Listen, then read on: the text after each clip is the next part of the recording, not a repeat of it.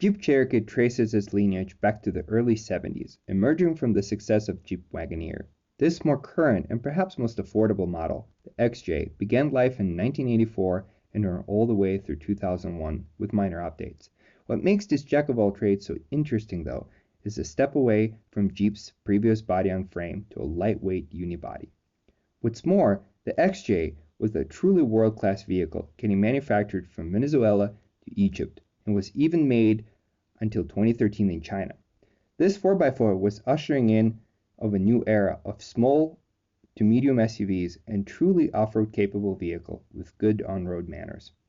Known on internet circles as one of the few grades that is bulletproof and consistently reliable. So you're looking to get a vehicle to go off-roading, but off-roading is not the only thing you're going to be doing. You want something that you can tow a little camper with, something that you can put some gear in the back. Maybe your family, maybe the dog. Yeah, maybe even a kid, who knows, right? But you should be able to drive that in the morning to work. And it's got to get there reliably is a very key part. And the big thing, you only have $5,000 to spend on it. That's a tight budget. So what do we think is going to be a good vehicle for you? That right there. The Jeep XJ.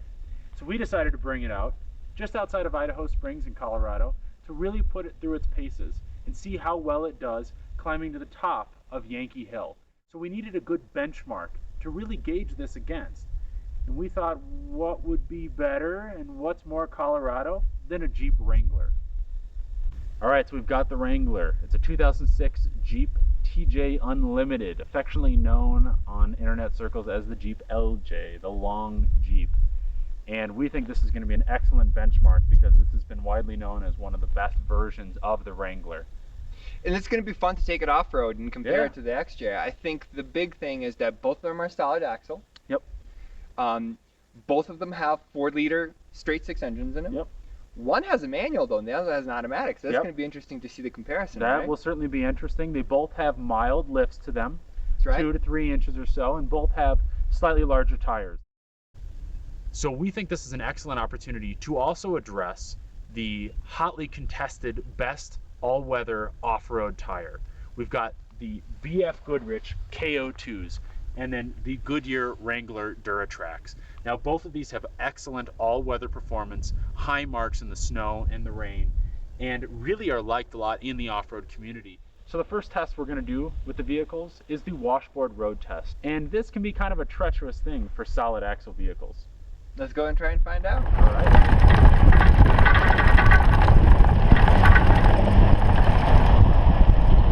These roads were throwing us all over the place and the Jeeps were rattling loose. We even lost one of the D-rings on the TJ. So we did the washboard road. How did it feel? My Jeep felt like it was going to fall apart. Mine did too. Yeah? You know, it's just so weird when you feel the axles move underneath the car. Yeah. It almost feels like you're totally losing steering. Absolutely. The car seems to almost shimmy and kind of wash sideways across the road. It walks across the road sideways. It's very interesting. But so, negative mark on the XJ and the TJ, but still got a lot to go. Luckily, the road started to smooth out a bit for us as we climbed higher. We knew that there was going to be a more treacherous section coming.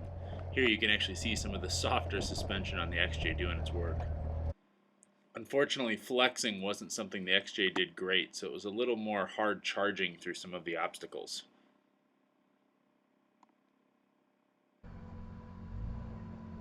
When the tires did get planted though, it did climb very well.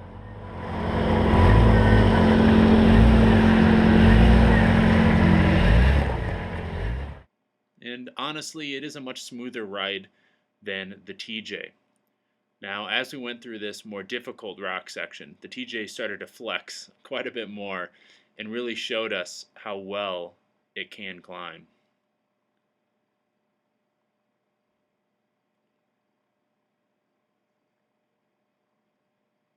Now, as the XJ approached, we did notice that we were getting a little bit more almost bouncing from the front end as it was trying to get those tires down in to get grip.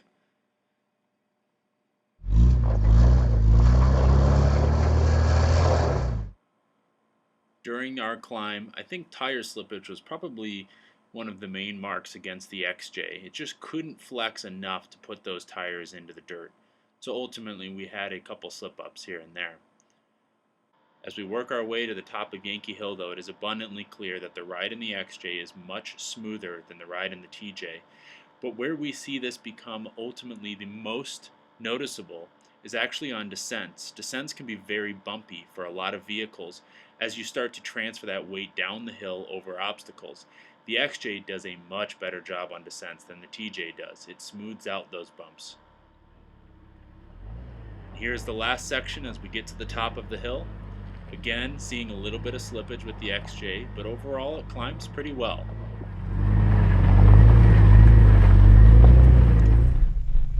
Alright, so we got both Jeeps up to the top of Yankee Hill, and I think that they did surprisingly well. I mean, we were expecting the TJ to kind of just climb up there like Wranglers do and do quite well. We had to use 4-low in both vehicles, but overall I think they did a pretty good job. I think they really did. One thing that I noticed is that the XJ's tires were a little overinflated. Sure. So it would have helped to reduce the tire pressure a little bit. Absolutely. Another thing is that considering the TJ has the way more articulation because of the upgraded sway bar, I really feel like if the sway bar was disconnected on the XJ, it would have given it a little better articulation in the front and would have gripped better. I think tire choice has a little bit to do with it as well. We did notice that the tires on the XJ were slipping a little bit. I don't know if it's due to the KO2s or just the way it was set up, but we were having a little harder time in this very loose, kind of dusty gravel getting more grip with the KO2s.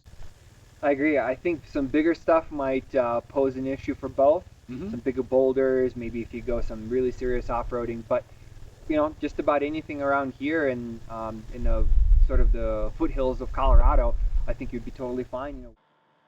We're working our way back off the hills and onto some on-road reviews. Well, I can tell you just from going from light to light here now that we're entering back into the city, one thing that is immediately apparent to me is just the overall comfort of the vehicle. The seats are very cushy, very soft, definitely more padding than I'm used to in the TJ. And overall, obviously with it being a little quieter in here, it's just a really nice ride. Of course, you get a little more tire noise, a little bit of suspension noise as well, being that it is modified, but overall it's a pretty comfy vehicle, especially considering how old it is and how many miles it has and how little it was paid for. Inside, the doors seal better. Yeah, it's definitely true. You don't hear all the, at the same time it's still a brick. Yep. But it doesn't, there's not as much wind noise. So one thing I noticed driving this thing is the steering has a little bit of play in it.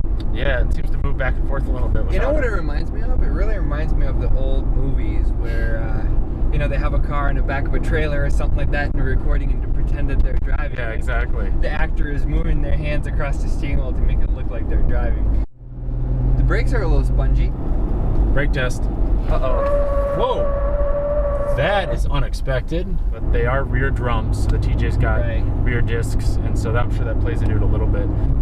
How does it feel when you punch the throttle? Slow.